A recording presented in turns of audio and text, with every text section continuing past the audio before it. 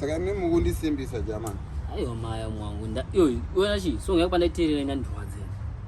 Ndio ndizvo zvikutokurwadzawo pasong yangu ndo zvikundirwadzawo inino. Inganika muka distortion kainga nacho nakuzwa. Distortion iyoyo apa munhu anenge achiti apedza kumaster munhu apedza kumixa but song ukazoiterera inenge ichizhezhera voice rangu rakadzvanwa.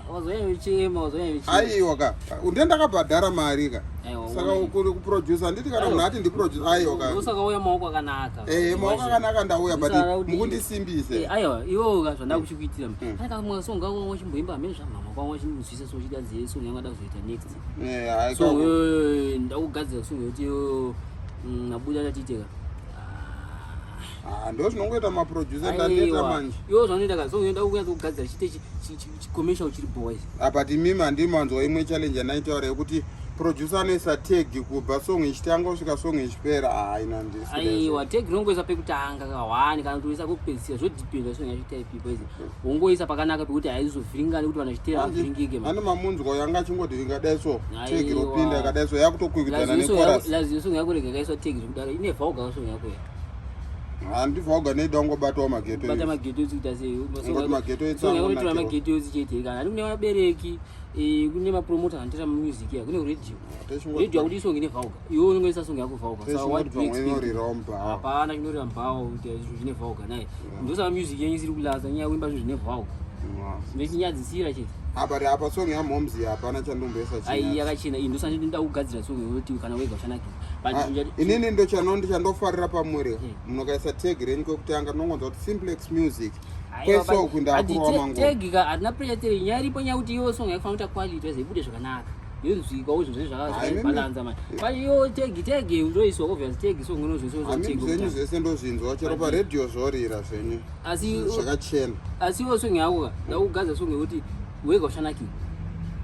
Azagaza isong azagaza chinda kugadzira inozi music. Hayi kozini ndandichaga yiti all along. Iyo yena inziyo yasisong inziyo. Anditi. Sayenda kugadzira inozi music. Alright. Wazi music inoda kugadzira. Atechichaga yiti. Aiwa isong aritsvagwe. Isong zvazvinoita nobva kuna Mwari wese. Iyo chongo unongomba good music chete. Wazi wamba music yakanaka. Kana Mwari wakaropafadzawo zvobva zvaita sei zvobva zvangoendawo zvorira. Apa tikasong kangu kaMomzi kanofanira kutoputika. Angachimbokaimba sei anonzi mai vangu mai vangu. Iwo kuimba ruflata mai vangu. Aiwa ndinozokakwidza ndam studio. Aiyo icho chakwidza asi mai vako vaita sei? Ungoti mai vangu. Ndiwo chete kani vakandire. Ndiwo kani Momzi vakandire. Mai vangu. Kana mai vangu. Ndiwo chete vakandire. Mavhesi ndozonyora. But ndo maimiro kwani mai vangu. Kamunondisira one drop. Ndoti muite zvamukangoitira ana baba Harare pasong yawo imwe inonzi Chistambo ya. Yekuti song inenge chinaka.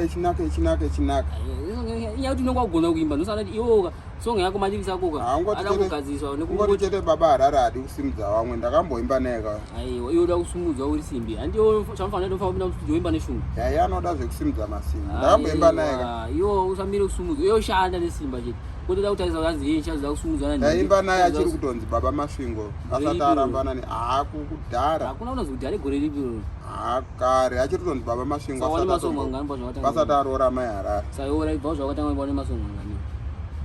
Ndakatomboita MP3 hakuna chinhu MP3 nezi because song yese yazvafanira nayo MP3 like song yaconvert kune chinhu chonzi wave neMP3 yako either waconvert kuti achi mwe makuzongodhipisawo. Asi kudhipisa ndakuzama kubetsera ka kune chinhu chonzi masingles collection handiti kuitawo album kuitawo masong anenge angori masingle saka iwo masong yese wakaita total number yacho ingani. Ndakatomboimbana nauya anonzani mfesi umwe wacho. Aiyo but iwo ringoti ndamboimbana nini but iwo wane masong angana ausitaura nhambe masong awo. Asisiki ndamboimbana namba dzake nditori nadzo. Ndipandikudhauta kuti iwo masong nguva yatanga kuimba ka unenge undinyebera wewe. Ini ndo andongoziva. Anyway iyo chandakuita ndichakugadzira song yako. Iyi ndo yatanga kuti one song yako. Saka studio yetu iri pana. Asi atopinda mustudio. But iyo ndo yatanga kuti one song yako. Apo. Because zvese zvanteresa hapana. Waita kunge mnadzidzira kuimba like. Aiwa ndachingwedhera panze. Ndapinda mustudio voice rangu amumboriide chama. Aiwa zvawandibonizvisa chaizvo. Ndanga mnadzidzira kuimba. Aiwa ndorowa. Chiro wacho dzidzira kuimba tori nani? Sikatopinda sika mabeats moma pa software moshandisa chi. Pa software. anoshandisa Cubase, Fruit Loops neReason. Saka manyama. Masoftware asi vanoimba ini chanoda kuti ndida kugadzira zvinhu zvokuti uimbe zvonakidza. Hangatipinde but anotoda kugeto kwese ndikatoti ndarekodha